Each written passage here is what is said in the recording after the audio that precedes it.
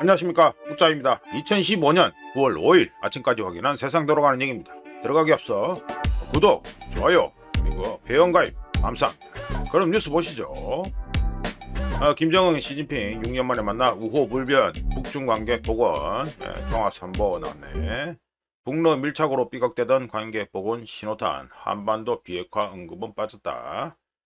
요 한반도 비핵화 관련한 것도 우짜가 그러니까 다음 블로그 시절인데 그때 해가지고 저 중국에서 나온 문건, 리크된 문건 가지고 우자가 한번 얘기한 적이 있습니다. 그때는 한반도 비핵화 건이 해가지고 명시가 돼 있었는데 지금 요번에 빠졌다. 뭐 정은이 심기를 불편하게 만들지 않기 위해서 빠졌다, 뭐 이래 보면 되겠죠. 정은이가 호혜적, 어이쿠야, 호혜적 무역협력 심화, 한반도 문제 유엔 등서 조정한다, 이거는 하는 소리고, 호혜적이 안 될 낀데 무슨 중국하고 상대로 호혜적이 할 게 뭐 있냐. 습근평, 습근평. 북중은 운명 함께하는 좋은 이웃이자 친구, 공동이익 수호. 요거는 우짜가 이미 여러 차례 말씀드렸고 역사에 관심 있는 분들은 아직 알고 계시겠지만 북한의 경우는요, 김일성이 때 못해가지고 당시 소련하고 중공, 지금으로는 러시아하고 중국이죠. 뭐 중국은 아직도 똑같이 뭐 중공이다마는 하여간에 여기 사이에서 줄타기를 엄청 잘한 게 누구냐면 북한입니다. 북한이 항상 그랬어요. 이건 요번에도 이 러시아에 해가지고 크루스크 해가지고 파병권 해가지고 그걸 갖다가 기회로 만들어서 이제 중국에도 해가지고 우리 그 러시아에 좀 붙는다 이래가지고 중국에다 어필해가지고 또 중국에서 이래가지고 한다. 요래 됩니다. 요 관련해서 우짜견적으로는요, 2024년에, 그러니까 작년이죠. 작년에 해가지고, 순망치한으로 호도되고 있는 북중 관계라는 포스팅을 갖다가 시리즈로 해가지고 좀 적은 적이 있는데요. 그 적은 적이 있습니다. 뭐 그 얘기, 뭐, 내용이 조금 긴데, 하여간에 뭐 여기서 좀뭐 내용을 좀 길게 적었는데, 관련 포스팅에서 우짜가 북한의 오판으로 인해 발생할 수 있는 한국전 시즌2로 인해 가지고 중국이 영향받는 걸 중국 측에서 계속해서 우려하고 있다라고 하면서 북한의 핵 문제에 관련해서 중국이 계속해서 부정적으로, 그러니까 협조하지 않는 자세로 나오는 거는 지극히 이상할 게 하나도 없다, 지극히 타당하다, 뭐 이렇게 해가지고 제가 얘기한 바 있습니다. 지금 근데 한반도 비핵화 언급이 빠졌다. 그리고 무슨 뭐 정은이는 호혜적 같은 대단한 소리가 얹어 있고, 시진핑은 북중은 운명 함께하는 좋은 이웃이자 친구. 자, 계속 얘기합니다만, 듣기 싫은 분들은 뭐 듣기 싫다고 하겠죠. 그렇지만 뭐 우짜는 뭐 항상 객관적으로 얘기하니까 지금 예전에 과거에 80년 전에 같이 해가지고 밀어주고 땡겨주고 해가지고 앞에서 대리로 뛰던 북한 이래가지고 이 세 명이 현재 그 80년 지나가지고 러시아, 중국 그리고 북한 이래가지고 다시 뭉쳤다는 거 전혀 좋은 그 시츄에이션 아니다. 전혀 좋은 분위기가 아니다. 이렇게 말씀드립니다. 자, 넘어가고요. 더센 특검법 여당 주도 법사위 통과, 3대 특검 재판 중계. 이거는 뭐 간단하죠. 우리가 뭐 여러 차례 말씀드렸다시피 검찰 빙신 만들어 가지고 대도하는 빙신 특검 돌리고, 특검은 퍼포먼스가 똥되고, 특검 퍼포먼스 똥되니까 이제 인민재판식으로 하겠다 이러거죠. 추미애 나와 있네. 얼굴이 이제 늙은 표가 팍팍 나네. 예. 뭐 하여간 뭐 이제 공산당식으로 하겠다 이 소리죠. 인민재판 한다. 넘어가고요. 차강호 악재, 뭐 이게 또 뭐 똥 싸는 모이네. 악재도 이춘석 때처럼 긴급조사로 논란 확산, 조기 차단 시도. 어? 참 대단하다.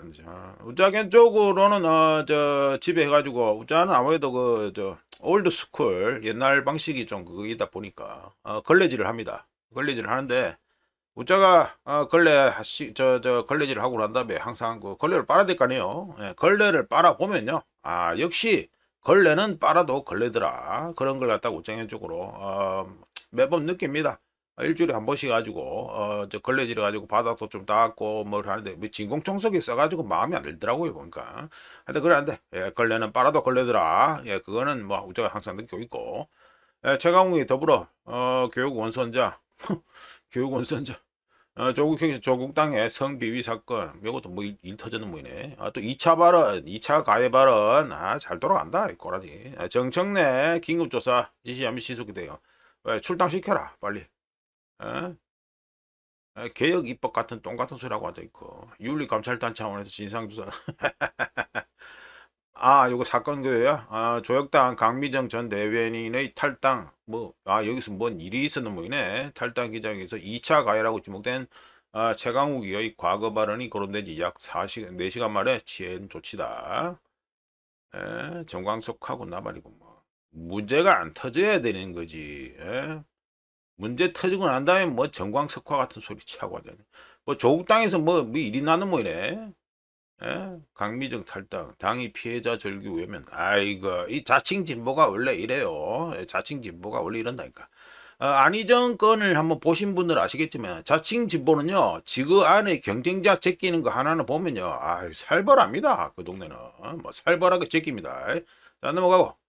하여튼간에 걸레는 빨아도 걸레더라. 예, 조국 당 조국 당 성비위 사건의 피해자들께 깊은 위로, 온전한 회복 노력. 온전한 회복 노력? 말장난이나 맨날 하고 찾아빠졌다. 피해 회복 과정 소홀함 없었는지 반성, 실효성 있는 대책. 안 터지는 게 중요한 거잖아요. 안 터지는 게. 여기 지금 가서 찡겨 있는 인간들이 어디 기본적인 기초 교육도 안 받고 온 인간들도 아니고, 예? 우짜가 간다고 이 짓 하겠어요? 예? 가니까 그냥 반말하고 온 인간들이 있으니까 이 짓 나는 거 아니야. 예?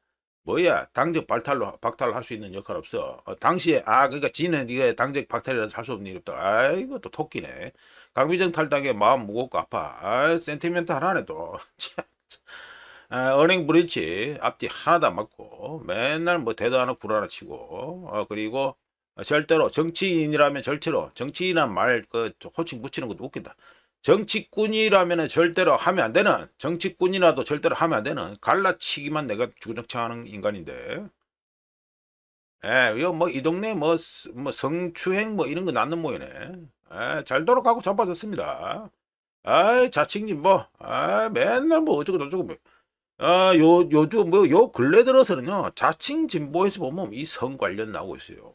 서울시장, 아이고 저 해가지고 세상을 뜨신 서울시장, 그도 그렇고, 우짜가 좀 전에 말했던 안희정권도 그렇고, 하여가 이 자칭 진보죠. 자칭 진보 쪽은요, 살벌하다니까. 뭐 사람이 죽어나가고, 완전히 한 명 담가버리고, 뭐. 10년 의무 복무 지역의사, 공공의사. 지역하고 공공의사를 10년을 의무 복무한다고? 이러면 우짜 안 합니다. 우짜가 저 의사라면요, 이거 안 합니다. 미쳤습니까? 10년이나 묵겠게? 의료격차 해소 해법 될까? 당연히 안 되지. 되겠냐? 10년, 말이 좋아. 10년이지. 10년을 동안 누가 미쳤다고 지역하고 공공의사를 묻겠냐? 안 하지. 빨리 군대 갔다고 치우지요. 필수 의료 특별법, 지역의사, 양성법, 이번 국회 처리.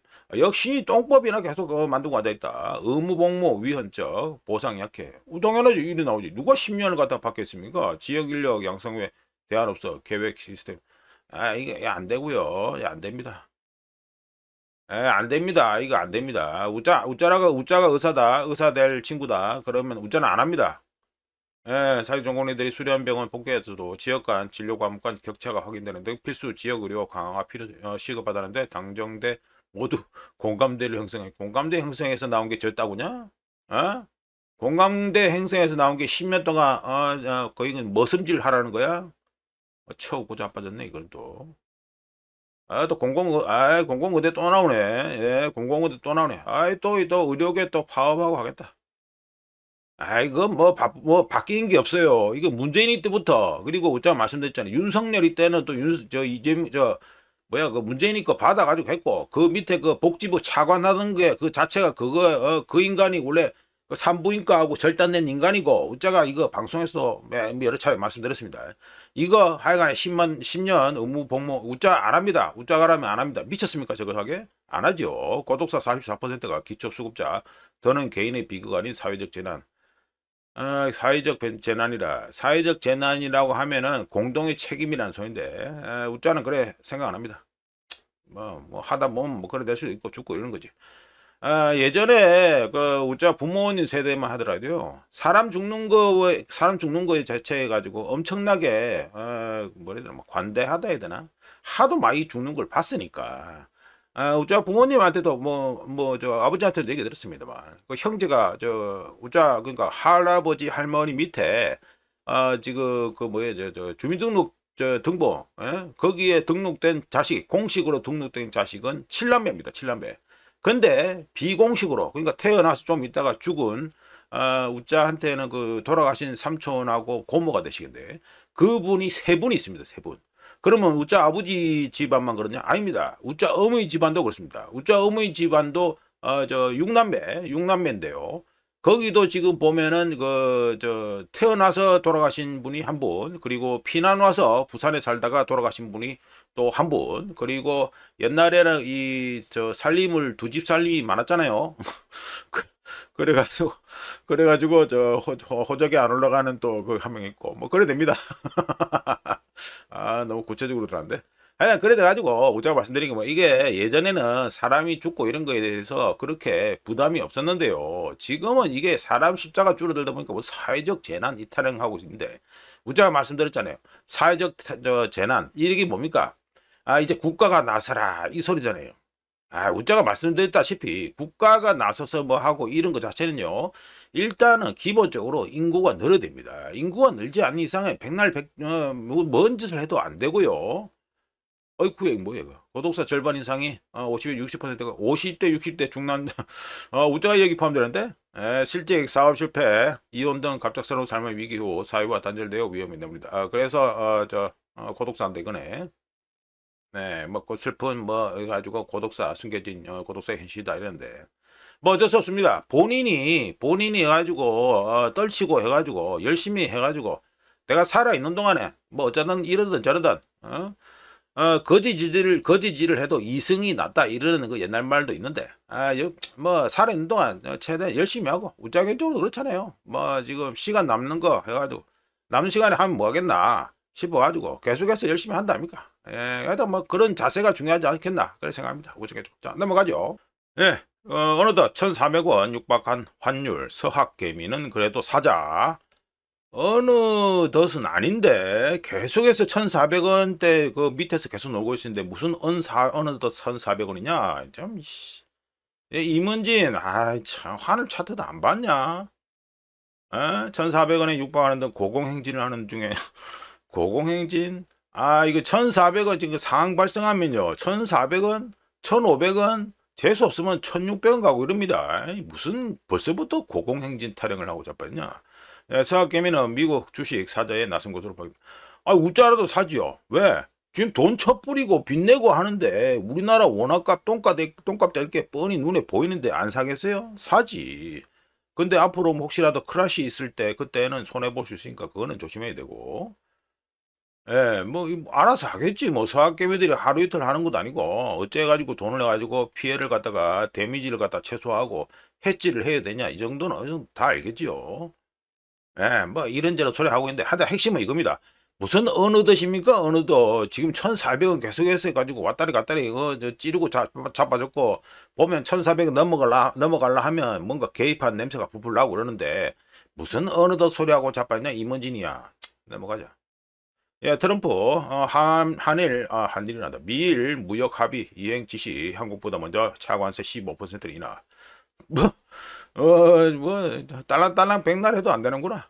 트럼프 행정부가 일본과 합의한 대로 일본산 자동차에 대한 관세를 15% 낮춰서 시행하기로 했다. 일본이 먼저 받으니까 일본한테 약간의 어드밴티지가 생긴다 이 말이죠. 관련해서 우짜가 이미 해가지고 일본에서 그 관세 협상 때문에 경제 재생 상황이 가려고 했다가 미국에서 농업 관련 그리고 쌀 개방권 해가지고 트는 바람에 해가지고 안 갔다라고 말씀드렸습니다. 우자가 보기에는요, 이거 당근 주고 그 다음 또 채찍질, 지금 패턴이 뻔하죠. 패턴이 뻔합니다. 요번엔 당근이다 이렇게 우자기 쪽으로 봅니다. 자, 넘어가고요. 이거는 금덩이 차트 보시죠. 어제 해가지고 내렸죠. 내렸습니다. 마이너스 0.28% 하락해가지고 1온스에 3,549.2 뭐 8달러 이래 됩니다. 그래도 여전히 볼린저 밴드 밖에 있네. 여전히 밖에 있습니다. RSI 값은 미친 듯이 폭발했고. 아이고, 자 말씀드렸죠. 백테스트는 반드시 염두에 두시라, 고려하시라 우짜가 말씀드렸습니다. 자, 넘어가고요. 자, 은덩이는 보시면 어제 마이너스, 금덩이보다 많이 내렸습니다. 마이너스 1.21% 내려가지고 1온스에 40.69달러가 됐고요. 아, 예, 은덩이는 볼린저 밴드 안으로 수납이 됐네요. 예, RSI 값도 떨어졌고 70m도 떨어졌고 이래 됩니다. 은덩이가 그래도 차트상으로는 금덩이보다는 뭐 건강하다 이런 말 할 수 있겠다, 그래 말씀드리겠네요. 자, 넘어가고요. 그리고 달러 인덱스입니다. 달러 인덱스는 보시면 볼린저 밴드가 축소돼가 확장됐냐 그래 싶었는데 지금 보면은 8월 달에 금덩이 꼬라지하고 비슷하게 이게 계속 옆으로 좀 당분간 좀 갈 것 같은 느낌이 좀 드네요. 보니까 확장이 안 되고 지금 계속해서 해가지고 수평으로 해가지고 쭉 계속 이어질 것 같은 느낌이 든다. 요게 에너지를 축적하려고 그러는 건지 폭락하려고 그러는 건지 그거는 뭐 지켜봐야 알겠습니다만, 금덩이로 기준하면 에너지를 축적하는 거다 이렇게 말씀드릴 수 있겠지요. 하여간에 어제 가지고 0.15% 상승해서 98.20 이래 됐습니다. 28이냐 20이냐, 28이겠네. 98 이래 됐습니다. 지금 업체델란저는 이것도 뭐 어차피 또 다음 주 봐야 되고 다음 주에도 계속 아니어지면, 근데 다음 주에 뭐가 있냐, 9월 9일에 이벤트 있잖아요. 그러니까 일단 다음 주에는 방향이 좀 보일 것 같다 이렇게 말씀드릴 수 있겠네요. 예상은 그렇게 한번 해봅니다. 원화하고 엔화 차트는 안 올리고요, 그냥 간단하게 말로 말씀드리겠습니다. 원화는 24시간 동안 0.17% 싸져가지고 1달러에 1393.08원이었고요 우자가 이거 6시에 확인한 겁니다. 그리고 엔화는 0.24% 싸져가지고 1달러에 148.44엔이었습니다. 예, 넘어가고요. 무슨 뭐 우리 원화 환율이 어느덧 1,400원이냐, 1,400원 근처에서 노니까 꽤 되는데. 예, 넘어가죠. 서부 텍사스입니다. 보시면 우자가 서부 텍사스유를 갖다가 먼저 말씀드리려고 하는 건 또 다른 거 말씀드릴 게 있다 이 말이죠. 이런 가운데 그 차트를 보시면 여기도 볼린저 밴드가 축소가 돼 있네. 축소가 된 상태에서 어제 가지고 마이너스 1.07% 하락해서 1배럴이 63.20 뭐 20달러 이래 되겠습니다. 요거 우자가 이거 서부 텍사스에 올린 거는 자, 다른 얘기 하기 위함인데 말씀드려 보죠. 자, 우크라이나전을 포함해서 여러 이벤트에서 계속 그랬듯이 오펙 플러스 관련해서도 주류 언론들 미국에서 이리 떠들면 우리나라 연합질 하시는 무조건 받아 적으니까, 하여간에 미국의 주류 언론들 레거시 미디어에서 무협지가 또 이어지고 있습니다. 대표적으로 어떤 게 있냐, 오펙 플러스가 시장 점유율을 되찾기 위해 공급을 늘려야 한다는 레파토리인데요. 하지만 우짜처럼 미국 세일 쪽 생산량 데이터라든지 이런 것도 보고, 그리고 오펙 플러스 생산량도 같이 보는 우짜 같은 이런 인간에게 있어서는요, 이 주류 언론이 떠들고 있는 이 무협지 또는 레파토리 이거는 걸러먹었다 이게 됩니다. 관련해서 세 가지 이유를 갖다가 우짜가 말씀드려 볼게요. 요거는 이미 한번 보여드린 건데, 첫 번째 미국 세일 관련 얘기입니다. 첫 번째, 우짜 개인적으로 2014년 2015년에 오프에서 사람들 대상으로 해가지고 여러 가지 강의도 하고 그럴 때 우짜가 의견을 제시한 적인데, 미국 세일의 경우 앞으로 10년 본다라고 우짜 개인적으로 얘기한 바 있습니다.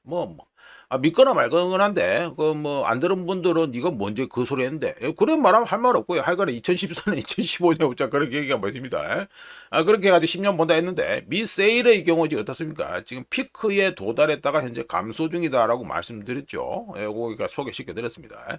이런 것처럼 오펙 플러스는요, 과거와 같은 지난 한 10년 동안과 같은 경쟁 위협에 직면해 있지 않습니다. 지금 미국 세일만 봐도요, 이거 생산 나오는 거 이거 차트만 봐도 감이 딱 오잖아요. 미국 세일 쪽에 현재 가스만 주구장창 나오고 석유는 안 나온다 이런 얘기도 말씀드렸고, 따라서 오펙 플러스가 시장 점유율 회복을 위해 자신들의 중요한 재정 건전성을 희생할 필요도 없고, 시장 점유율 싸움은 덜 시급하고요. 그리고 지속 가능성도 낮습니다. 그러니까 이거 오펙 플러스 입장에서는 이거 시장 점유율, 레거시 미디어에서 말하는 시장 점유율을 갖다가 되찾기 위해서 공급을 늘려야 된다. 이런 거는 아예 말도 안 되는 소리다 이렇게 말씀드릴 수 있죠. 그리고 두 번째, 사우디아라비아 우짜가 어제 소개시켜드렸죠. 사우디아라비아는 경제 사회적으로 국가 차원에서 개혁을 지금 추진하고 있죠. 예, 이렇기 때문에 2025년 올해 기준 재정 손익 분기점, 생산 손익 분기점이 아닙니다. 재정 손익 분기점이 1달러에 90달러입니다. 사우디아라비아의 경우. 이런 가운데 유가 하락으로 사우디아라비아는 뭡니까? 제가 이거 가지고 국제 반응 말씀드렸잖아요. 사우디아라비아는 유가 하락으로 수십억 달러 규모의 사우디 재건 프로젝트 자금 지원을 위해 국채를 매각해야 되는 상황이죠. 이거 우짜가 어제 소개했습니다. 참고로 아시는 분은 다 아시고 뭐 이제 상식적으로 다 얘기할 수 있는 건데 현금으로 자금을 댈 수 있다면 굳이 누가 이 국채 빚을 갖다가 만들어 사겠어요. 할 필요 없죠. 다 이게 이렇게 필요하니까 자기들이 이제 빚까지 땡겨서라도 이걸 해야 되니까 이렇게 국채를 발행하는 겁니다. 그러니까 사우디 자체도 지금 보시면 프로젝트 자금 지원 때문에 가지고 이런 문제가 있지. 현금 지원만으로는 현금으로만 자금을 낼 수 있다면 이 짓을 안 합니다. 하여간 사우디아라비아가 하는 걸 뭐다? 지금 제가 말씀드린 게 뭐냐면 이게 사우디아라비아가 무슨 시장 점유율 같은 거 할 것 같다 이러면요. 굳이 이거를 국채 발행할 필요 없이 유가 할때가 그 감산을 하면 되잖아요. 감산. 생산을 감산하면 되잖아요. 감산하면 유가가 높아질 거 아닙니까? 근데 그래 안 하잖아요. 그 대신에 국채를 발행하잖아요. 이게 두 번째고요. 세 번째, 요거는 글로벌 오일, 그 사우디하고 러시아 이거 그 가격 전쟁이 벌어진 적이 있죠. 2020년입니다. 2020년 들어가지고 가격 전쟁 벌어지고 우짜 뭐 블로그에서도 여러 차례 해가지고 소개한 바 있습니다. 그때 해가지고 포스팅도 많이 하고 그랬는데 세 번째 북미 그리고 남미 그러니까 아메리칸 대륙에 있는 산유국들 뭐 대표적으로 미국이 있죠. 그리고 뭐 브라질도 있고 아르헨티나도 기름 나오고요. 요즘 시끄러운 베네수엘라하고 그 옆에 붙어 있는 가이아나 등등 이거 전부 다 아메리칸 대륙에 있는 산유국들이고 그리고 오펙 플러스 전통의 오펙 플러스 그리고 뭐 러시아 등등 중앙아시아 국가들도 포함하고요. 이런 모든 산유국들의 경우에는요. 2025년 현재와 같은 경제 상황에서 유가 전쟁, 오일 프라이스 워, 유가 전쟁을 갖다가 원하지 않습니다. 과거와 달리 왜 그럴까요? 유가 전쟁을 벌였을 때 어떤 결과가 나온다는 거, 어떤 참혹한 결과가 나온다는 것 갖다가 산유국들이 자체가 스스로가 너무 많이 봤습니다. 지금 유가 보면 뭐 달러 가지고 보세요. 20달러 뭐 폭락하고 그러잖아요. 물론 이때 우한폐렴 터졌습니다만. 이게 뭐 이 완전히 절단이 나는 상황이니까 자기들이 그 확실한 수입원이 기름 파는 건데 이 기름값이 이래 절단 나면 뭔 답이 나옵니까? 답이 하나도 안 나오죠. 그래서 이제 산유국들은 유가 전쟁을 갖다가 할 생각이 없다 이거 됩니다. 마무리해보면 종합해서 마무리해보면 우크라이나전에서 그랬듯이 주류 언론 레거스 미디어들의 무협지성 보도는요. 우짜가 보기에 부정직하거나 정직하지 않거나 게으름의 대표적인 사례다라고 우짜 견적으로 봅니다. 정말 관심이 있다면 미국 세일의 생산량이라든지 사우디 현재 상태가 어떻다든지 그리고 러시아가 어떻게 해가지고 기름을 팔아먹고 있다든지 그리고 과거 사례를 갖다가 참조해가지고 그래가지고 기사를 써야지요. 이게 무슨 일개 블로그도 해가지고 지적할 정도면은 얼마나 이 고리타분하고 옛날 방식에 해가지고 일도 제대로 안 하고 월급 루팡 짓이나 하고 앉아있고 이게 됩니까? 하여튼 이렇게 말씀드리고요. 자 넘어가고 자 마크롱이 서방 26개국 우크라 안전보장국 참여 약속이다. 이거는 우짜가 이미 해가지고 요번에 해가지고 며칠 전 그저께였나? 해가지고 요 그 안전보장 관련해서 우크라이나 안전보장 관련해서 뭐 포스팅을 했고요. 이것도 영상을 빨리 만들어야겠네. 그런데 요거 그냥 간단하게 우짜가 그 얘기를 해보면 우크라이나 안전보장군 요거 자체가 뭡니까? 평화유지군으로 우크라이나에 들어가겠다 이거죠. 자 이거는 우짜가 여러 차례 말씀드렸다시피 이거 나토하고 러시아하고 한판 뜨는 겁니다. 이렇게 하면 이거 절대로 가능하지가 않습니다. 그리고 우크라이나의 안전보장군이 들어간다 러시아가 가만히 보고 있을 것 같아요. 당연히 안 보고 있죠. 이러면 바로 들어간다. 요 안전보장군 이름으로 이름을 바꿔서 그러니까 변태돼서 나토군이 들어간다 이러면요. 그냥 3차 세계대전 핵전쟁 간다. 이렇게 보시면 됩니다. 이거는 대도 안 한 소리예요. 예, 뭐 얘기 말씀드리니까 넘어가자. 뭐 뒤에 또 얘기할 게 있으니까 예, 넘어가고요. 예, 푸틴이 극동에 석탄 매장약 900년치 에너지 개발 지시. 네, 중방문을 마친 푸틴이 러시아 극동 지역을 찾아 이 지역 에너지 개발에 박차할 가라고 지시했다. 러시아 언론들에서 블라디보스토크에서 열린 동방경제 포럼 뭐 이것도 관심 있는 분들은 뭐 계속해서 듣는 그 얘기입니다. 듣는 그 경제 포럼인데 동방경제 포럼에서 극동 연료 에너지 단지 개발 회의에 참석해 극동의 빠른 발전은 의심할 여지 없이 국가의 우선 과제다. 예. 아이고, 이 지역의 최대 900년간 지속될 900년 동안 캐낼 수 있는 석탄이 매장되어 있는 것으로 추정된다. 매장량이 너무 많아서 어떻게 활용할지 고민할 가치가 있다. 어마어마하죠. 역시 땅덩어리는 크고 봐야 됩니다. 이 죽이 되든 밥이 되든요, 땅덩어리는 무조건 커야 됩니다. 우리나라, 그러니까 지금 현대 보면은 그 젊은 세대들의 경우 통일에 대해서 좀 아주 비판적이고 부정적이죠. 그런데요, 기본적으로 집도 넓은 집이 좋잖아요. 땅도, 우리 영토도 이러든 저러든 영토가 넓은 게 장땡입니다. 이거는 무조건 알고 계시고 아셔야 되고요. 지정학 쪽에서도 땅덩어리는 무조건 커야 됩니다. 좋아야 되고 위치도 좋고 이러면 좋긴 좋은데, 뭐 그렇다고 우리나라 한반도 위치가 엄청 안 좋다, 그건 아니지요. 우리는 한반도 위치가 그렇게 너무 나쁘다 이렇게 말할 수는 없고, 물론 주변에 워낙 이 힘센 놈들이 많아서 그렇지 우리나라 한반도 위치가 자체가 그렇게 나쁜 게 아닙니다. 그리고 지정학적으로 봤을 때 한반도는 엄청나게 중요한 곳이고요. 아이들 삽질로 빠지네, 30% 빠지네. 하여간에 땅덩어리는 하여튼에 일단 무조건 넓고 봐야 된다. 요거 보시면 아시겠죠? 석탄 매장량이 무려 900년치다. 대단하다 진짜. 예, 넘어가고요. 미국 SEC 해가지고 SEC 가상화폐 정책 개편 계획 공식화. 이거 말이 긴데 새로운 날이 열렸다. 증권 거래소인데 얘는 뭐 규칙 나오죠. 규칙 적용, 외의 조항, 처벌되지 않는 보장진, 세이프 하버 조항.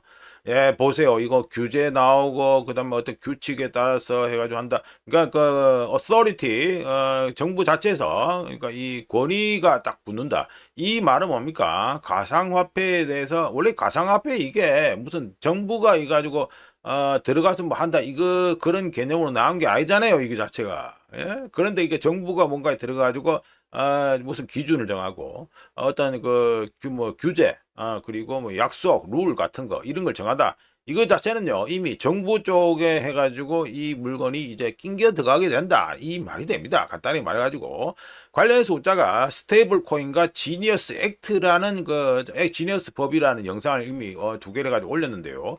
거기서 우자는 이 스테이블 코인하고 지니어스 법이 융합이 되면, 짬뽕이 되면 요게 향후 스테이블 코인은 미국의 부채, 미국의 부채를 갖다 대표한다. 즉 미국의 국채를 갖다가 이거 가지고 스테이블 코인하고 연계한다, 이게 됩니다. 비트코인은 우자가 차트를 안 봤는데 우자가 10만 5천을 얘기했는데 지금 상황이 어제 돌아갈런지 좀 궁금하네요. 내일 한번 찾아보면 되겠죠. 뭐. 넘어가고요. 자, 이거는 ADP 고용 저 데이터 나왔습니다. 말씀 들어보면 ADP, 그러니까 뭐 민간이죠. 민간, 미국 민간입니다. 민간 고용이 7월 데이터가 10만 6천으로 또 상향 조정되었습니다. 이런 가운데 8월에 ADP, 그러니까 민간 고용은 얼마다? 5만 4천으로 나왔고요. 54 나와있죠. 5만 4천, 8월에 5만 4천으로 나와있고, 민간 고용이 8월에 예상치가 얼마였다? 6만 8천 했습니다. 그러니까 하회했죠. 예, 예상치를 조금 많이 하회했다, 이게 됩니다. 전반적인 고용 둔화에도 불구하고 레저 그리고 호텔 부분에서 5만 명, 그리고 건설 부분에서 1만 6천 명이 증가했고요. 고용이 증가했고, 반대로 운송, 공공 부분, 그리고 교육 및 보건, 그리고 제조업에서 각각 얼마씩, 운송 공공은 마이너스 1만 7천, 교육 및 보건은 마이너스 1만 2천, 그리고 제조업은 마이너스 7천 고용이 감소했습니다. 자, 이어서 넘어가지고 요건 또 해가지고 그 8월 30일 기준, 그러니까 8월 30일로 끝나는 주 기준에서 신규 실업수당 청구 건수가 또 나왔습니다. 말씀 들어보면 8월 30일로 끝나는 주 기준 신규 실업수당 청구 건수는 전주 22만 9천에서 23만 7천으로 증가했고요. 4주 평균, 4주 평균 실업수당 청구 건수는 22만 8천에서 22만 8,500에서 23만 1천으로 요거 증가했습니다. 요거 퍼른 겁니다. 퍼른 거. 이게 4주 평균입니다. 그리고 오렌지색이 뭐죠? 계속 실업수당 청구 건수죠.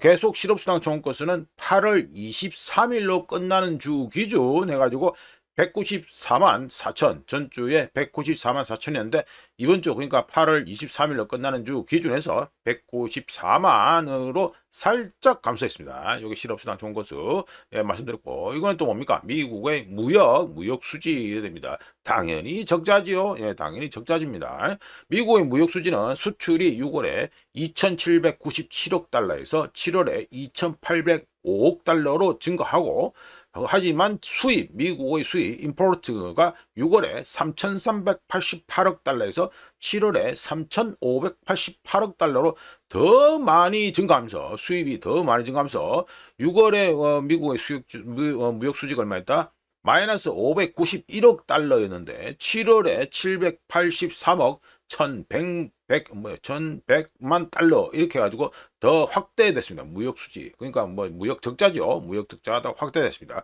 참고로 7월 추정치가 얼마였습니까?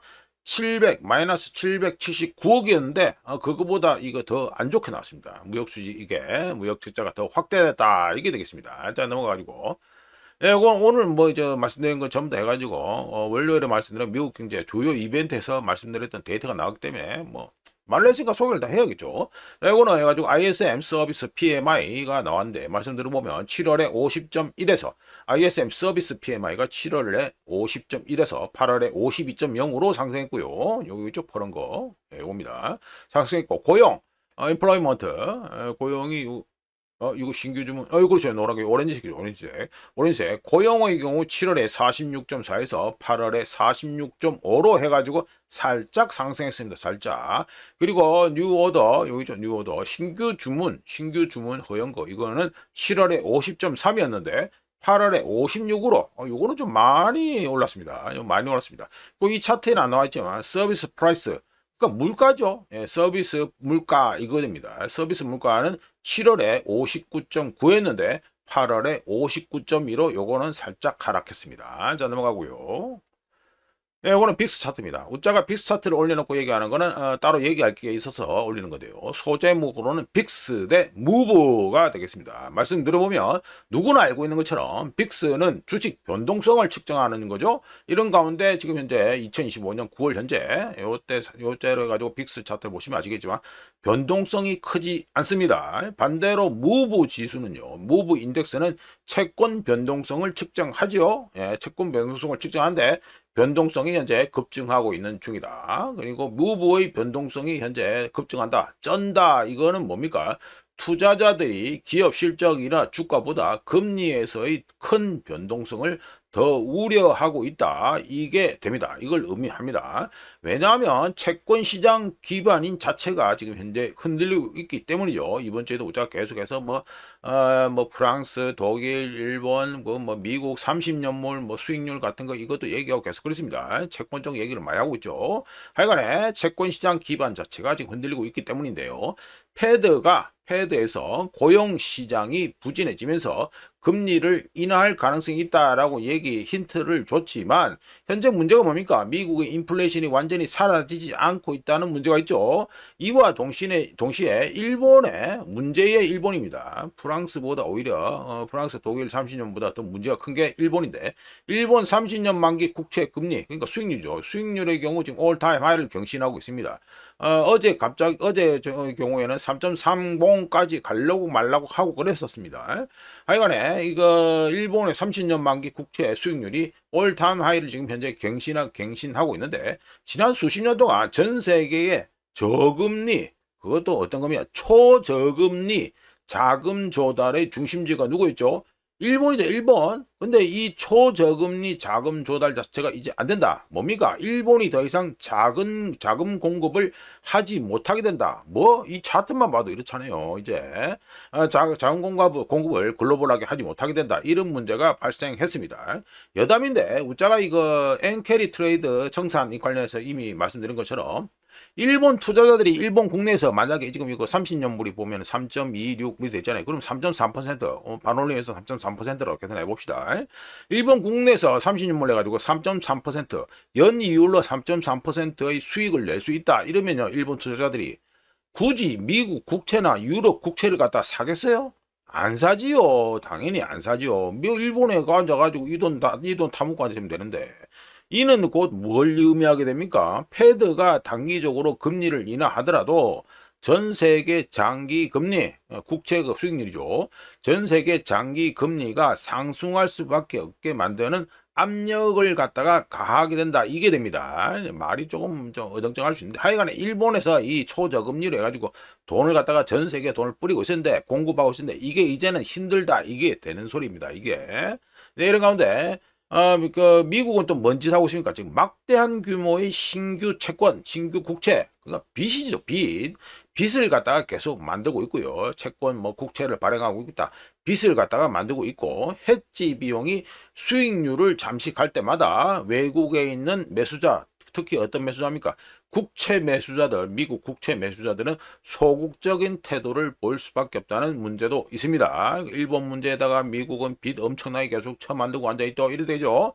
즉 과도한 채권 공급, 국채 공급과 불확실한 수요라는 조합이 아름답게 짬뽕이 되면 투자자들을 더욱 불안하게 만들고요. 해지 비용을 증가시켜서 문제의 무브 인덱스 지수로 표현이 된다. 이렇게 말씀드릴 수 있습니다. 오늘날 경제 상황에서 모든 것들은 뭐 기준이 뭡니까? 채권 시장에서 결정이 됩니다. 국채, 그것도 국채입니다. 주식판 아무리 해봤자 채권 쪽에서 다 큰 돈이 다 돌아가고 있다. 이거는 우리가 계속 말씀드렸고요. 채권 시장에서 모든 것이 결정된다는 걸 감안했을 때 국채 변동성이 높아지면 주택담보대출, 기업대출, 신용 스프레드가 더욱 불안해질 수밖에 없고 장기자산, 그러니까 뭐 대표적으로 국채죠. 장기국채.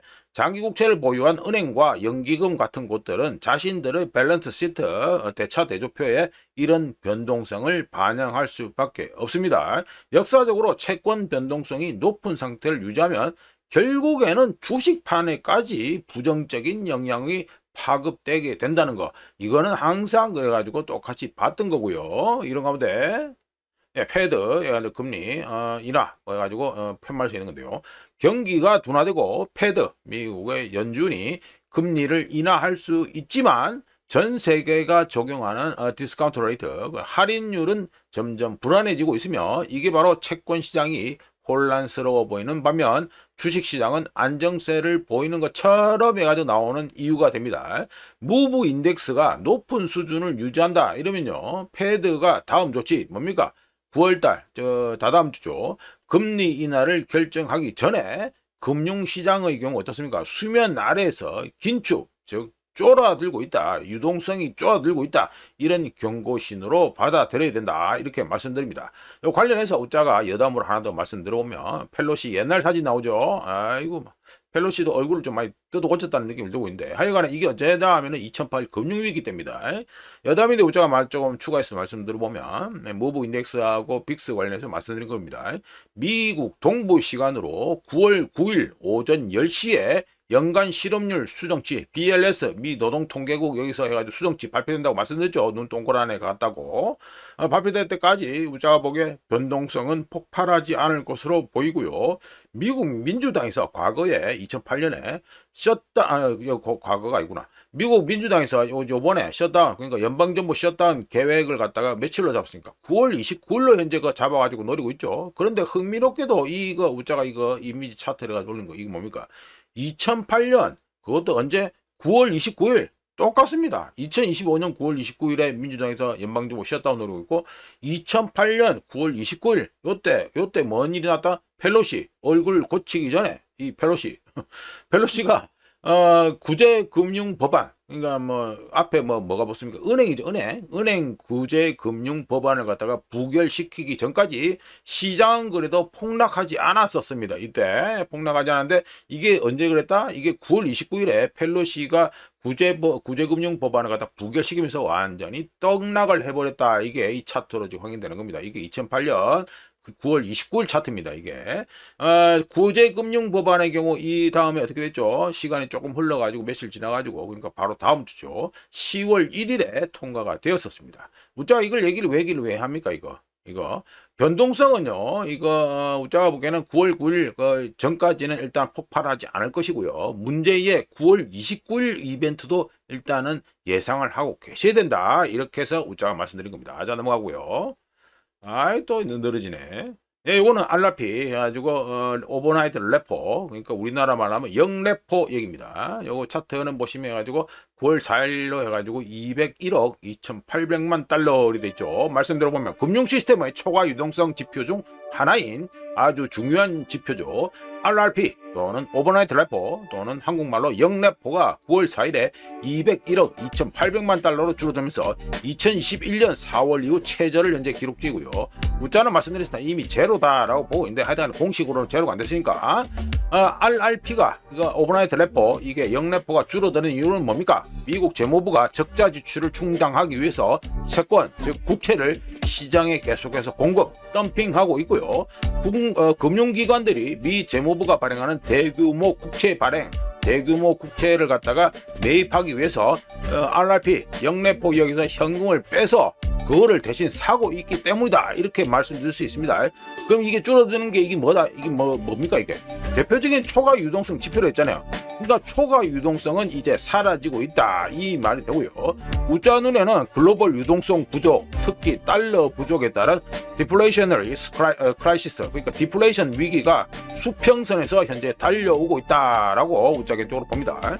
관련해서 우자가 여러 차례 말씀드린 것처럼 관세는요 단기적으로는 인플레를 유발하지만 이후에는 항상 디플레이션을 유발했고요.